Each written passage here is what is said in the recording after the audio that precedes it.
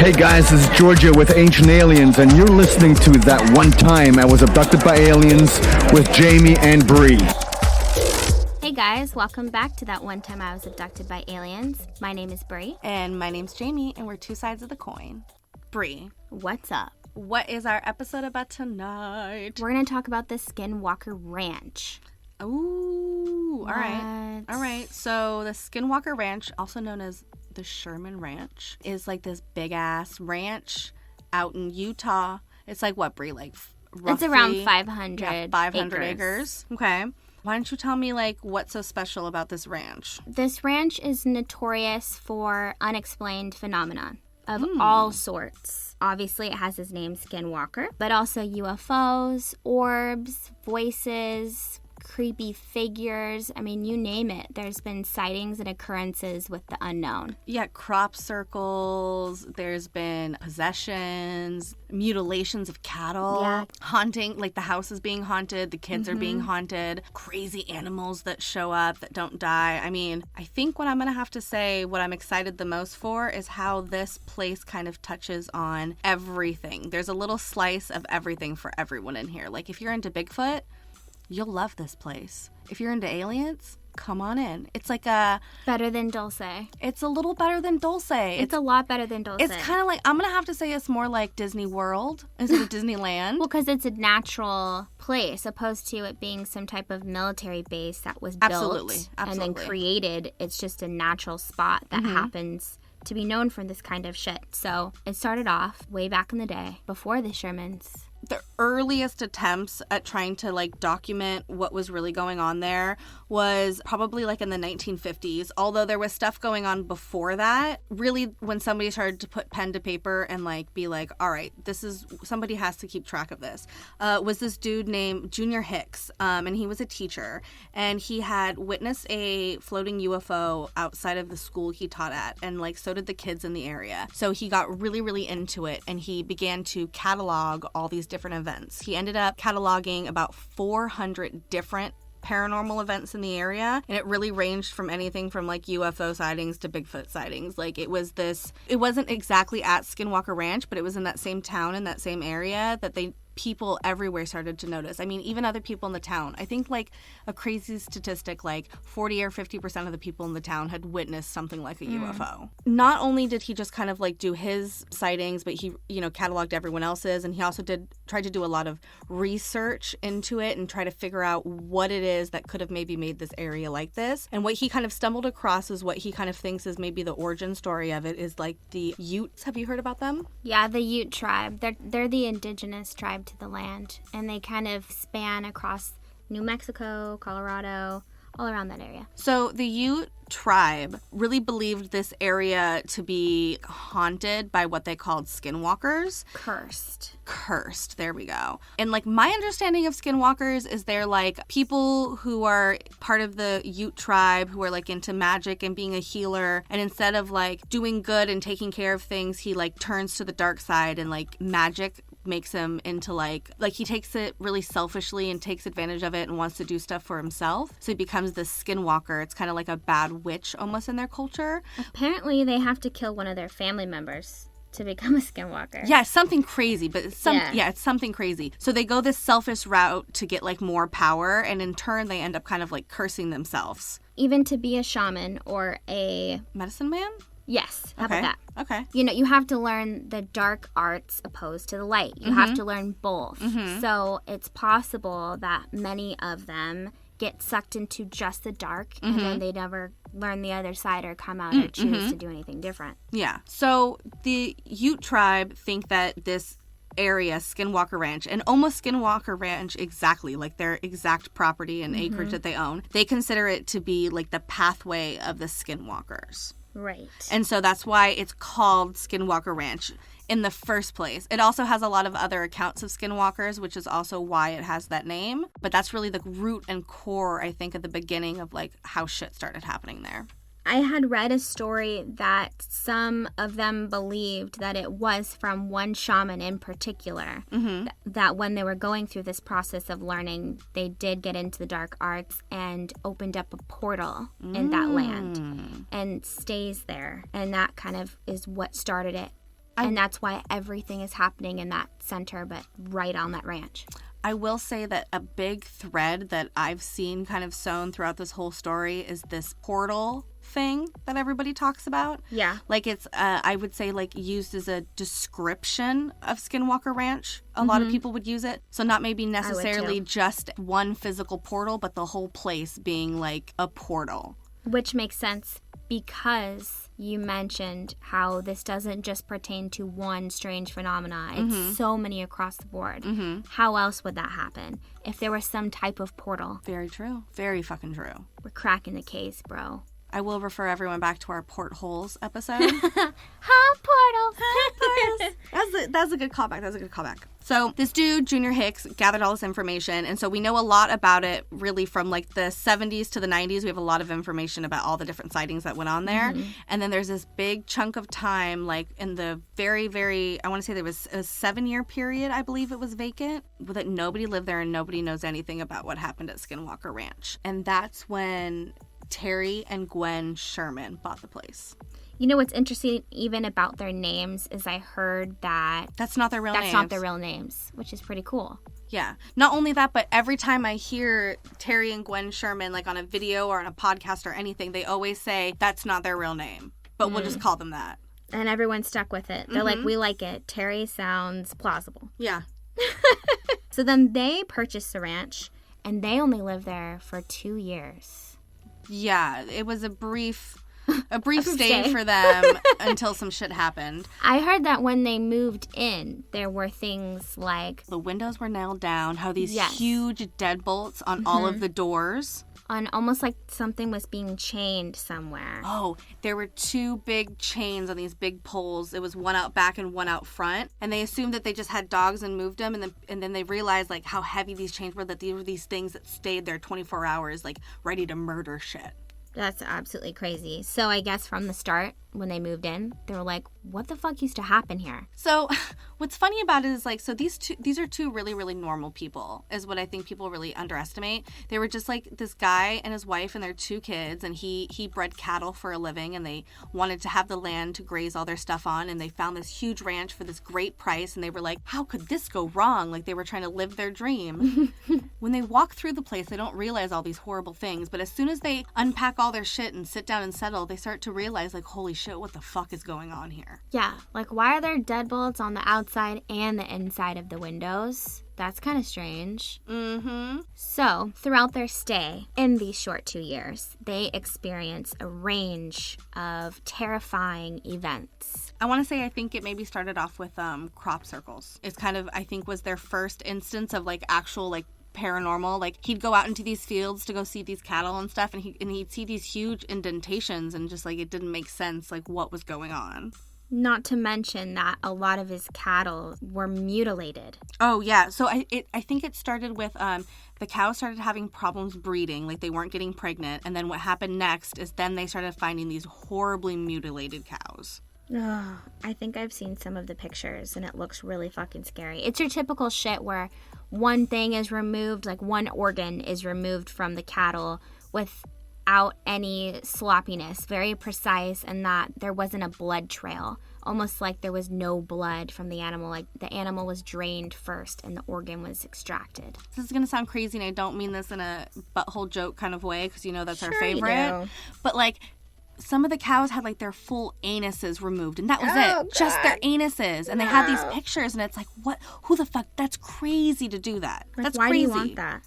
What are they doing? What are you doing with that? There was another one where like there was a cow that had its eyeball missing, and it had like a hole. Terry stuck something down in it to see how far it went down, and it like went straight clean down like into the middle of the brain. That's enough to trip you the fuck out. Yeah, because like, you know that's not some crazy, just random animal. Who the fuck could do that? But then when the who turns to what? Oh, exactly. That's when it gets even more terrifying. What about, one of my favorite stories of theirs is their first encounter with one of the wolves that they saw on the property. Mm-hmm. Their kids were outside playing, and they saw this wolf. My consensus, what I've heard, is they were like petting it or maybe playing with it kind of sort of in the beginning. It was like sort of a friendly wolf. Yeah, and they were like, ooh, look at our new friend. And then like all of a sudden it wandered off, and walked over to a calf that had its head kind of sticking out the fence, seeing what was going on, and just grabbed it and destroyed it. Terry came out with like this huge gun. Everything I researched about it, they always say it was like a big, huge like moose gun or a big, huge like bear gun. It was this big gun. Shot the dog. It kind of like stumbled back a little bit, but like no blood, just kind of like looked at him like, what the fuck? Like, shot are you him. serious? Yeah, shot him again and again, nothing. And the thing ran off. And then I know he went to follow it, and then it was disappeared. Like gone. It was gone. That leads your first kind of hint of a wolf-like creature in then present times. So you have, this folklore of a skinwalker, which could be any type of deer, wolf, shape-shifting thing, but always kind of around there. And then now the people that move in experience this wolf-like dog that has no reaction to gunshot wounds because there's no wounds from the gunshot. And there's no blood. And it was said that when he shot, he was like point blank. Like he wasn't far from the wolf. Right. Like it wasn't like he missed or something. And then they started to experience a lot of blue orbs on the property. I was just going to say, then Terry started seeing silent glowing objects about like 50 feet up in the air, like over the trees when she was like, would be outside or something like that. I believe there was one instance with this blue orb that his 3 dogs were going absolutely nuts at. Yes. And he let the dogs loose to chase after this orb. I believe this was the straw that broke the camel's back. Mine too. In their story, this is like 2 years in. This is the thing that he was like, I'm done. Like, I'm out. I think this is what made him sell it. So he lets his dogs loose. Ugh. They run after this orb. And Terry's terrified to the point where he's already been suffering from amounts worth of trauma, terror, voices at night, just all kinds of things happening to his family and him that they cannot explain. Things moving right in front of them. So he lets his dogs loose, absolutely terrified, does not run after the dogs, but he does hear the dogs cry. He leaves them there because this is, coming down to sundown, and Terry's too much of a chicken shit. No offense, Terry. I would be too. Yeah, you know what? I wouldn't have gone out there, so don't worry. I wouldn't have let the dogs go, but that's a different story. So Terry waits for the next morning, and he goes to look for his dogs. And what he finds is, he finds 3 imprints with black fucking goo. Is that the goo from the dogs? I'm guessing. I'm guessing as well. How the fuck does that happen? Nobody knows. And these 3 markings are imprinted. They are burned into the ground. So his dogs are gone. That's all he has left. And left just thinking, what the fuck? How does that happen? I don't even know. What could have caused that to happen? And then you also have to go through the guilt of what did they experience? What did they see? Why did I let my dogs loose? I mean, I would leave too. I would have left a long time ago, but... No, I don't think I would have... I think that me and you probably would approach things a little bit differently because I think we're into that weird spiritualness, but I think for these 2 people who didn't have any idea what was going on, they were way over their fucking heads. Oh, yeah. I would have sage bonfires. I mean, yeah, it'd be ridiculous. Constantly. There's a bonfire every night, and it's sage. We're burning sage. I feel like we would, stay up all night, too, and then sleep during the day. We'd have to come those opposite people where, at night, we were, fortifying ourselves to, keep us safe. Why is it that there's always something about night, man? I know a lot of these things happen in the middle of the day, some of the orbs and stuff they saw, but, why is it that everyone always associates, these kind of things with nighttime? Probably because it's dark and it's the unknown. Maybe. So those poor people, poor Sherman family, are basically chased away. They're bye. Deuces. Peace we're getting out. The fuck out of here. Yeah, 2 years long enough. This is when they decide to sell the ranch, and this is when... I do you know who approaches who? Or how? I honestly don't know. I think it must have something to do with a lot of the newspaper articles that were coming out because I believe that the Sherman family wanted people to know what was happening. And especially when they were leaving, they were like, yo, this weird shit's happening at our house. So it I don't want to trick someone into going there. Whoever wants it, I'm telling you up front, this place is fucked. But I think they were contacting people during their residency as well. George Knapp did write a book with Colm Kelleher. Yeah, Hunt for the Skinwalker. He was one of the hosts of Coast to Coast AM. And I wonder if that's how Robert Bigelow first heard about the ranch. Maybe that's what it was. That could have been one of the things that was in the papers. It could have been a lot of that. Because I know he also did a television series. And so I think this was, articles that were being published and they were coming across to, I know a lot of people in that area were getting to him. So it was kind of like a town thing. It was getting out there. So I think anyone that is particularly interested in this type of thing is always looking for an opportunity to come up on some sketchy ass paranormal shit. And who else would do that besides Robert motherfucking Bigelow? I think him swooping in was probably the biggest break for this place that happened to it. Absolutely. Because then now it can be kind of taken seriously.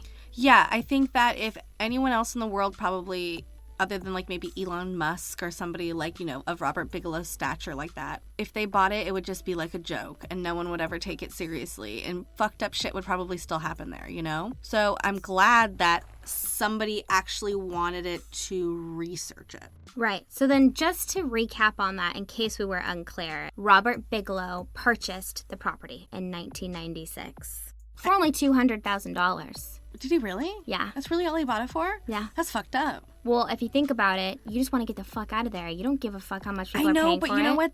That's fucked up on Robert Bigelow because A, you have a shit ton of money, and B, these are 4 people who are like genuinely traumatized and are just trying to figure out their life and start over. So he's like, I'll do you a favor. No, and he should have been like, you know what? I have a lot of money. This could be a tax write-off to me. Like, here's $500,000. Dude, in Utah, but really, $200,000 back then. But the difference between $200,000 and $500,000 is not a lot, especially for someone like Robert Bigelow. What if they were just going to give it away? What if they were like, we don't want your money. We don't want any bad juju with the house. I'm still just going to say that Robert Bigelow's a little bit cheap on that one for that. Oh, man. I'm going to have to say that. Times were different in the late 90s. I guess. The internet boom. So Robert Bigelow wanted to use this to the fullest extent that it could be used. And he brings an entire scientific research team out there called the National Institute of Discovery Science. So it's NIDS. And so he basically sets up an entire operation to monitor this house and the surrounding area 24/7. Do you know of any like things that they would try to do to maybe provoke the ghosts? So like, okay, I've been watching a lot of drone videos of Skinwalker Ranch. And I've noticed that they have these large, like, kind of cages out in the middle of nowhere on these acres with these towers that people stand in that watch over the little cage. And it's so heard that these paranormal investigators, let's call them scientists, what they were doing was putting cattle out there and waiting for it to be mutilated so they could observe it. That's horrible. Yeah. You didn't hear that? Not that I remember. Oh, I do know that he set up posts that they were on everywhere. And I do remember seeing a lot of these cages, but I guess I never thought about them putting the cattle. Maybe I also pretended to ignore that because that's horrible. But I mean, scientifically, you have to remember they're trying to come at it, and if something happens, they want to see how and why. So you have to put that bait out there and watch at a distance. And what I will say about Skinwalker Ranch that we forgot to mention is, like, whatever is there is always being described as incredibly intelligent. When these people have these cages out there and they're putting cattle trying to lure it, it doesn't fall for it.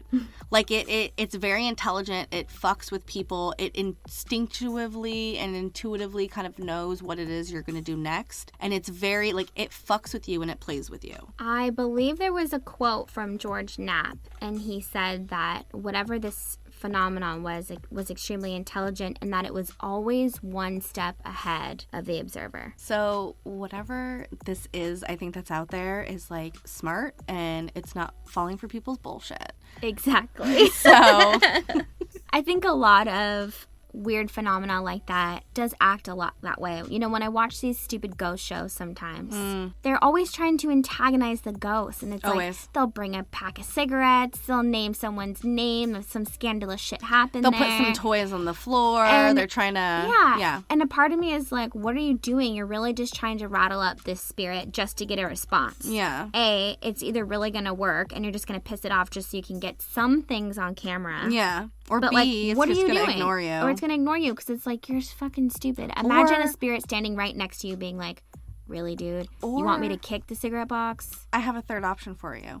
Or whatever it is real fucked up in its head and it just fucks with you. But see, like, this is a little bit off topic. Okay. I just want to say, okay. I think that those shows are kind of stupid if too. they're not going to lead the spirit into the light. I like some of the shows that do that, but then after they'll address it. Then they'll be like, okay, let's walk you into light here. Let's wrap this up, buddy. Yeah. Not like, let's just try to poke at the ghost, get a reaction, and then run the fuck out. No, and then I think they have to come to some kind of conclusion and get it. Obviously, you're there because somebody called you because they're like freaked out, and like you have to remedy that situation. That's what you're putting out there that you do. Or else you're just antagonizing ghosts and you're just trying to prove that something's there. I feel you. You're just trying to get any reaction that you can. Where at the end of the day, I think you have to go to a place to understand the strangeness that it has to offer. Because you can watch it on TV and it can look kind of weird. But I think with these things, well, at least in my experience, it doesn't take much for you to pick up on it when you enter a location. You I agree. can sense this strange phenomena. And then when you're there and you're going through it, it's 10 times more scary than you can probably capture on film. Yeah, for sure. Can you imagine trying to sleep in that house at night? No. In the Skinwalker Ranch? Could you imagine being any of those people trying to sleep in their house at night? I will say, though, I said to you today, I hollered at you from behind you. Oh, you did. And You I hollered said, from behind. I did. And I said, hey, girl, if we could go to Skinwalker Ranch and camp there, would you do it? And you, like, paused for maybe a second, and you were like, okay. Yeah. Like, for a second, you paused, like, an appropriate amount of pause. It wasn't, like, too much, it was like, wait, let me, all right. I'll do it. That's fine. I am extremely curious. Me too. I also think you're signing yourself up for trouble. Now, Yeah. if you finish that off with, can we bring a Ouija board? I would say absolutely not. Fuck off. So, But if we can go and just experience it, that's cool. I'm all game. You know what's really funny that you say that? Because when I asked you today if you would stay there, the words that wanted to come out of my mouth afterwards, and I restrained myself with saying, was, can we bring a Ouija board? Because what I was going to do was just pack it and bring it anyways if we went. I already had thought that out in my mind, and I was like, ooh, we got to do some shit out here. Oh, man. Yeah. That, I think, would be caught really me up. stupid. You That caught would me. be stupid. Mm-hmm. Come on, you gotta admit. So I wonder if Bigelow's research team ever brought out a Ouija board themselves. If they were going through all of the nooks and crannies and the creepy little corners That had of this to, I would place, imagine that would have to wouldn't be something. they try something like that? Yeah. I mean, I say it's dumb, but from a researcher's perspective, if you're trying to capture this strange phenomenon, you know it exists, why wouldn't you reach for a Ouija board? So I know that on the property there is a trailer that's out there. It's kind of like a flatbed trailer, if anyone knows what that looks like, with like a little door cut out, a little door put in. And when the Shermans owned the property, 40 of their cattle went missing, and they couldn't find them anywhere, and he realized that they were all inside of this trailer, and they had all gotten in there, and the door shut and everything, and there was like no possible way that these cattle would ever all willingly go into a small space. Like, it's not something that could be done, and it was almost impossible trying to get them out, and the trailer's still there. And, like, people pictures of it, pew, pew, pew. And, like, I would love to go there with the fucking Ouija board. That's horrible. Why? To capture the cattle that were slammed in this room, tell us what it was like. How did you get in here? They didn't die. So I know, I don't I'm just think saying they died eventually. Yeah, but I don't know if they'd haunt that place. You never know. Something more traumatic could have happened to them. I mean, I don't know. Like, does a Skinwalker really fuck with a Ouija board? Who knows? I don't know. What's interesting about this Skinwalker is this is something you'll hear, like, throughout, I think. You know, obviously the name is tied with the ranch, but it's bigger than this. Mm-hmm. And one of the things that we've been doing on this podcast that I know is number one for the Ute and other Navajo tribes is you're not even supposed to speak its name. You're not even supposed to say Skinwalker. Yeah. I know that the people that have been there have heard strange voices in another language that they can't explain. And one of the things I've also heard about Skinwalkers is that they can mimic someone's voice that either sounds like someone that you know or it's just completely different. Like, it sounds like a person or something. And once you engage in the Skinwalker is when it can kind of, like, capture your ass for life. Like, stalk It, like, you it for kind life. of, telepathically gets, like, locked into you, and it's like, all right, bitch, you're mine. I've heard these crazy stories on certain reservations where, like, some kid came across this half deer, half looking creature thing, freaked out, whatever, and he made eye contact with the creature. Mm-hmm. And then after that, kept hearing this little boy's cry. outside of his house, like, that same day. And he looked out the window and saw that same fucking deer standing on its legs, creepy-ass thing standing outside. And the boy was terrified because living on the reservation, he's heard the stories. Of the skinwalkers? He's heard of what he shouldn't be doing, not to look for it, don't make eye contact, don't engage in it, all of these things. And then he slept just listening to this creepy voice outside of his house, basically calling his name all night. That's and, like, creepy as scratching fuck. at his window. And eventually he had to tell someone in his family or whatever to try to get the spirit off, but they were like, why would you do that? And it's one of those things where you want to ask for help, you can't even say the name, so what do you do? There's a deer and it talks and it's outside my window. You get what I'm getting at. You feel me, buddy? Yeah. And they're like, oh, fuck. And Like, then what it's kind of flowers and shit do I need to burn to get rid of this? Exactly. Like, tell me what I need to do. I will find. You want me to rub myself in poison ivy? Got Oh, you. gosh. I'll do it. You never know. It's interesting. Rituals. Rituals are a real thing. And I'd do some shit. If I had some shit on me like that, I'd do some shit. Like, whatever they said. me too. If there was anything outside of my window that looked like a half deer, half creature or whatever, and it's saying names that And they same told you, things- Bree, to get rid of it, you gotta drink your piss, you'd be like, yeah, absolutely, that's fine. Whose piss? Your own. It's sterile. No, I'm saying. That's what I'm saying. That's cool. You're like, that's what I'm saying. I would do. I'm with you on that one. I'd be like, fuck it, let's do it. I'd chase it with some Jameson. Ooh, pickle. Picklebacks. Yes, I mean, it's scary. And I know that people have stories all over. Maybe people that didn't even know what a skinwalker is, but they saw a weird creature or, you know, a half this and a half that. If, you know, a skinwalker, a shapeshifter can be many things. The whole idea of it, to me, is creepy. I'll agree with you on that one. We should probably say what happened to Robert Bigelow and the ranch. True. So he ended up selling it after doing all this research that we don't really know too much about. And what year did he sell it? 2004. Okay, and here's the big question. Do we know who he sold it to? No, we do not. It is an undisclosed owner. I have heard talks, like little trails on the internet, that Shell bought it. Like the, Shell Corporation? Like the gas? The gas, because there's lots of Oil drilling in that whole area. Okay. But that was only a few times, and overall, it's that the person is unknown, undisclosed. Now, why would Shell purchase that land just to drill oil when they're drilling oil everywhere else? I don't think that's Well, not legitimate. just that, but I've heard that when people try to go there, there's like these weird armed guards there. So like if it's just an oil company, like that's a little aggressive. Yeah, I thought that what the more realistic version, I guess, would be that someone else bought it. It's undisclosed. And I've heard that they've been having a shit ton of issues with trespassing because obviously everybody wants to go there, like you and I. I would love to go out there. So, of course, you think, oh, I got the address. Let's go GPS that shit. Let's get on the road and creep up to their driveway, even just being at the gate. But you're trespassing. They don't want you there. I imagine that there's cameras all the way around. Jeremy Corbell himself said that it was basically the Area 51 of unexplained phenomena. So, of course, that's going to attract people from all over, which is why I don't think that a miscellaneous corporation buys it. Whoever bought that property knew exactly what they were getting themselves into. Yeah. I agree with you on that one. Yep, So most definitely. we don't really know what's going on with it today.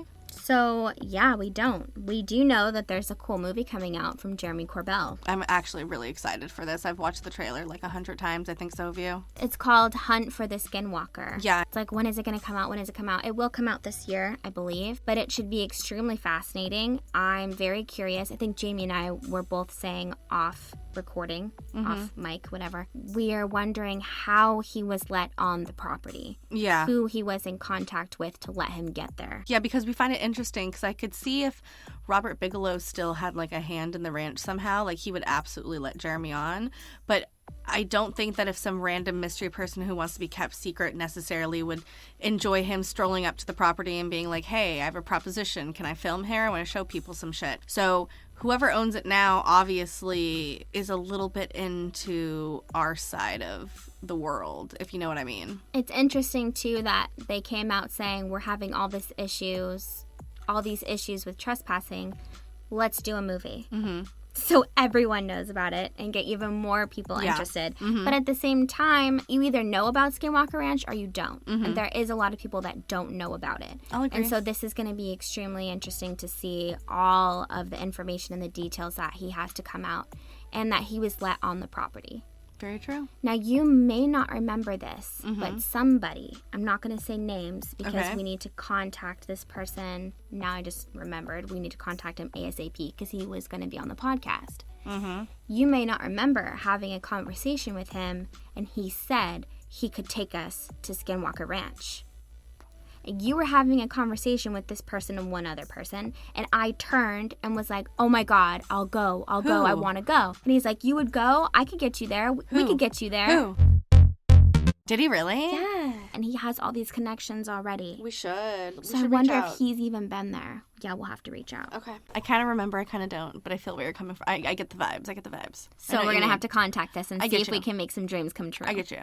That would be amazing. You know we'll what? podcast from there. We'll live. Oh my God. So another reason I asked you today about do you want to go to Skinwalker Ranch and stay there is because I had a dream that we stayed there, that we camped overnight. Oh shit. Yeah. Camping too? No, yeah. We were like out in a pasture. Like we had we had tents. It was like me, you, Josh, and like somebody, but I don't know who. There was another person there. Like somebody who was guiding us, but I don't know who he was. We stayed there. We had like a little fire. We like made some snacks and like we saw some shit. That's awesome. And that's why I asked you, because now I had a dream and I was like, I want to make this dream a reality. So in order to make my dreams a reality, I have to speak them out into the world. So I asked you and you said yes. And I was like, ooh, okay, 1 point to me, universe. Yeah, you know what? And we can take all of our patrons with us. Ooh. Because I was going to say the coolest people to bring too would be Riot and Sky. Because I feel like Sky would have all these kind of weird gadgets and he'd just be like, oh, dude, what is that? Can I tell you? Like, he would make it such a good time. Can I tell you how much I miss Sky's, like, I vibes? miss him, too. I know he's not listening to this because That's I can okay. see when he does, but... Yeah, his vibes are worth it. If he ever does, or if anyone who ever listens to this and knows Sky and maybe doesn't understand how cool of a person he is, he's like, awesome. Genuinely super fucking dope. Like, yeah, he's so super fuck you, cool. Sky. Yeah, fuck you, Sky. And Raya, too. Raya would just be like, guys, I'm not about it. We need to go right now. Like, I feel like Raya would be really good at shutting us down. Yeah. Or she'd also be really good at being like, no, we should go. We Yeah. should see what that is. Yeah. I feel like she would be more down for the Ouija board. I don't know. We should ask her. But that would be so cool to bring all of our patrons. And So have here's my struggle with going, though. Here's my struggle. And it has nothing to do with the actual place. What it is about how many... Utah. No, how many people to bring with us. Oh, because loud? No, not because loud, because A, I want enough people where I feel comfortable and secure. Like, I feel like if something happens, I'm around enough people where, like, I'm not the first person to die, so my nerves are calmed maybe a little bit. But you also don't want too many people where you're not going to have an experience because there's so many people there. But don't take it seriously, too. Yeah, so it's a weird balance you have to find of who and how many people to bring with you in order to orchestrate the best atmosphere for your vibes to, like, really connect with what's going on. I think you'd have to make sure that everyone there has a certain trait or specialty. You're like, okay, so listen, we're taking auditions. Yeah. We're taking auditions, you guys. We're going to go, like, I want all of you to come. Like, I'm really rooting for all of you, but I really need you guys to show us your best tonight, okay? No, seriously. Like, we'd have a questionnaire like, so, you hear voices, but you look around, there's no one around you. Do you A, think it's evil, or B, think it's genuine, that it's nice? Question. Is this an oral exam or is this a written test? Both. Ooh. So I'm going to have different questions, written and oral, because you don't want some weird shit to happen and for someone to react a certain way that you didn't want. You have to have someone that has boundaries between being antagonistic, but also being curious. Okay, I can understand that. You also want to be respectful and know that at the end of the day, this is serious shit. Whether or not you can't always see something with your eyes, that's more real, I'm telling you. I agree. So you want someone that's going to also be respectful to a certain point and not get you all killed, because I don't want to end up like those dogs and be goo. I agree. We have to take something home for the rest of the people to see.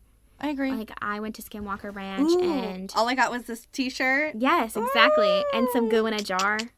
Ooh. I brought some goo home. I'd want a pin. Some Gorilla Glue. All right, you guys, that's Skinwalker Ranch, the very condensed version, I would say. Definitely go look into it yourselves.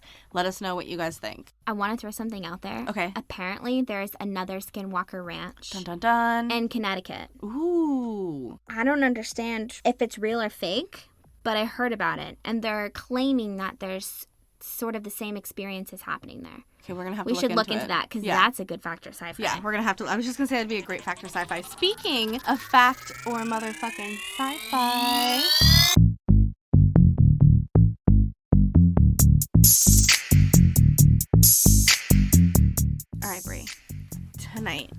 our fact or sci-fi. And I kind of sort of told you a little bit about it. It's the Philadelphia experiment. Ooh, what are we experimenting with? Cream cheese. You know what? Which one's the best? You know what? I do love Chive? bagels. Actually, can I... So real quick, pause though. This is like gold. So I was watching a commercial and it was for bagel chips and cream cheese, and it made me think about you because I feel like you would love eating it at your desk. Absolutely. I thought I saw it, and they So have good. like plain, they have like strawberry and whatever, and like they have all these different ones. Ooh, And I was want the green onion or chive one. yeah, and is. I can see you sit there and just like, I'd be good. happy You would fucking be camper. you would be like, I saw that and I thought of you. So bagels and cream cheese for life. Yep. So it's the Philadelphia experiment. And what it is this alleged military shit that happened. It was like carried out by the U.S. Navy in Philadelphia at the Naval Shipyard. And the USS Eldridge was claimed to have been like cloaked and teleported, I guess are the best descriptions for what happened to it. Mm-hmm. And maybe even slightly a little bit of time travel involved. I don't know about that. I mean, so? So that's what it says. So the first test happened in 1943, and it was kind of sort of successful. So the boat was there, and this green, like, mist kind of fog kind of came over it, and the whole ship disappeared. And then, like, 10 minutes later, it reappeared, and there was no fog or anything on it. But the sailors, they didn't come back normal. Like, some of them were, like, embedded inside of the ship, and some of them were, like, had big metal rods through them from the boat that were, like, missing in a different place. Creepy. That was really weird. And then they've rumored to do it one more time. So the USS Eldridge in 1943, it was October. The ship became invisible again, but this time in like a blue flash. And it's said to have teleported to Virginia, which was over 200 miles away from where it was from. And then, yeah, it then teleported back to where it came from. And it was also said that the warship went approximately 10 minutes back in time when it did that, when it came back to the spot it was before. So maybe sometime, I don't know about the time. I know, it makes no sense. It's crazy. Okay, going in between the timelines. How about that? Definitely going in between timelines. Absolutely. And then what I think the craziest kind of conspiracy part of all this is like what happened to the crew. So it said that like a lot of them who weren't like killed or mutilated or like fucked up in this horrible like 2 experiments, if they did survive, they were like brainwashed into making it like think that it didn't happen or something like that. They wanted it to remain a secret, and the government's never come out and said that yes, this happened, but there's been like several witnesses to it, not only in Virginia but also where it was originating from, who had saw it disappear. It's an interesting thing. So what do you fact or sci-fi it? No, you're first, girl. You read first. You tell me first. You're the queen here. I'm gonna fact it. I'm gonna assume what happened is that we somehow got a hold of an alien technology and didn't understand how to use it and did something fucked up and then tried to hone the skill and use it better and did, but it still didn't come out very well. And I think that maybe after that, we got a lot better at it. That's why we don't see it anymore. Yay. Nice play on words. Yeah. I did. See it anymore. Exactly. So who knows what's really, really going on, but I'm going to have to fact it.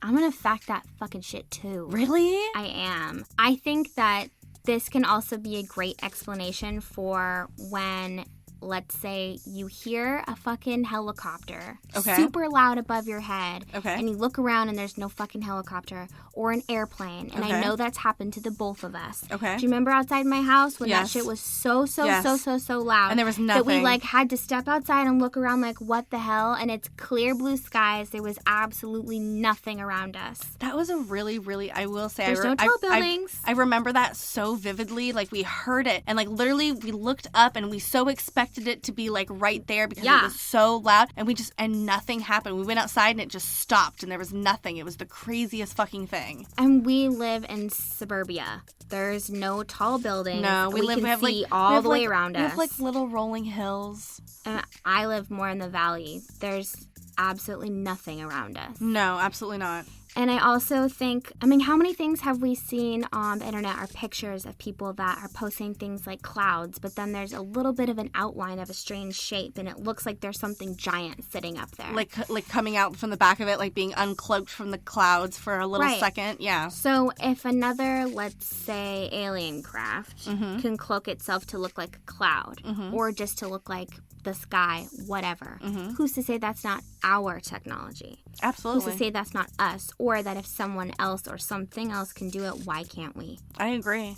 I think that there's a lot that the higher-ups of whatever run this planet know that we will never imagine. And I think there's a lot of things that you guys and us included don't see. Like we're not on that frequency. We're not in that dimension. We're not there to really understand what's going on. And sometimes we get glimpses of it. But like, hopefully all of us one day can really grasp it and be on that level. I hope and I pray. But I think that not too many people are. Also, John Lear talks about this, too, if you guys want to look that up. He does talk about it, and he also does link some of that technology with 9/11. Not to get over there, just had to throw that in there. All right, so we both fucking fact it. I fucking like it. Yep. So I tried to at our two middle bitches on Patreon, Raya and Scotty, to tell me what they thought of the Fact or Sci-Fi, and neither one of them answered me, so we'll try for next time around, but I love you guys. It was probably too short notice. I know it was because I posted it this morning and we're recording right now. I'm going to guess that Raya facts it. And I'm going to guess that Scotty facts it. I will say, though, that we did get the idea from one of our listeners on our Reddit, and they commented on our Reddit board. Nice. I know. Cool for them. I know. So now that we got on the trippy side, let's talk about some real shit. Let's bring it back down to earth with the conscious quote of the day.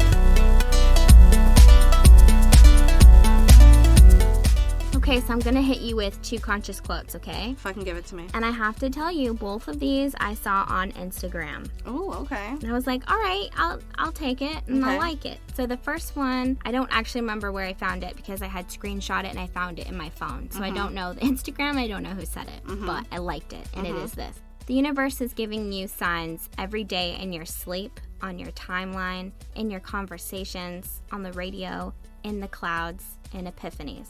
Pay attention to them and piece them together. You will notice a pattern. The universe is always communicating with you. Ooh, I like that. And can I follow it up with a butchered quote that I don't know who said it? Genius, go for it. Okay, what I think would complement that is your frequency is the things that you see frequently.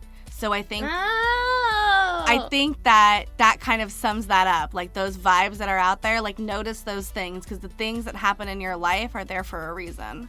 I absolutely love that. I think that's that was legit. A good response, wasn't it? And it's synchronicity. I don't know who said it, so don't give me credit for that shit. Well, you know what? You're on the brainwave of it. I am. So I like that shit a lot. I agree. And this next quote is from Marcus Aurelius. I am sorry. He said, "He who lives in harmony with himself lives in harmony with the universe." And I absolutely agree with that because I think if you find peace of mind in yourself all the time, you're not as affected by the outside world. Absolutely. And I feel like I've been getting better and better at this lately. Like I'm kind of going into my own Zen mode all the time. Yeah. Like there's carousels in my head. Like I'm just like, it's all good, dude. We're riding. We're going up and down these ponies and it's good. I think that what people don't understand is the growth that's happened to you over the past like year and a half, maybe a little bit more, maybe 2 years, but like it's been like and it's beautiful to see. It's blossoming to a beautiful flower. Thank you. My lotus is blooming. It is. But I think both of those have a lot to do with the same thing, kind of. When you're in your own groove, you're more in tune with the universe, and the universe will mirror that back to you. And again, the more you pay attention to it, and the more thoughtful you are with it, you'll notice. And these patterns will just repeat. Over and over. And it'll be everywhere. So pay attention to where you are, what you're seeing, what you're hearing, what people are mentioning to you, and how often that comes across you again. Sometimes it can be within the same minute, the same picture. I mean, it's crazy the different symbols that come across you, and you might not really think about it, but it's consistent. It just adds another layer of the strangeness of the universe, but also how beautiful and orchestrated it is. That's a beautiful, I want to end on that. Thanks, Boo. Thank you guys so much. I hope that you guys can take that home with you. Yeah, for sure. Thank you! Thank you for being a friend. I mean, we just love and we appreciate all of you guys and your absolutely. help. And it's going to help us continue to get better and have more great things coming for not us, but also for you guys. And the future is just, I mean, not even the sky is the limit. We're beyond that. For those people that are patrons, they do get to listen to these recordings that we don't release to everybody. In this weird thing that I have named the pre-pod. I like the pre-pod name. And it's great because we do have a lot of pre-pod conversations. Yeah, and so you guys can go there and listen to it. I think our first one we released was about bunnies, murderers, and balls. Oh, man. What kind are we talking about? We don't know. Mushy balls? Yeah, you're going to have to... Simon listened to it. He said it was fucking fantastic. Did he? Yeah. That's amazing. Yeah, so we're going to have a whole bunch of more shit like that on He there. commented on it. Totally worth it. Awesome. See, I appreciate that. And I think that you guys are going to love it because we say a lot of random out there shit that really do. is unfocused. So we just love everybody. We'll get you We guys love next all time. of you, Yeah. all of our patrons, all of our listeners, all of you guys are supporters. If you're listening right now, you're a supporter of us and we support you. Therefore, Absolutely. we're buddies. Have an amazing day, you guys. Carry out the week with love and bliss and all that great stuff. And don't forget to follow us on Instagram at That One Time I Was Abducted. Shoot us an email at thatonetimeIwasabducted@gmail.com. Follow us everywhere else that we do shit. We love you so much and good night. So much. Good night. Fuck you, Mountain View, California.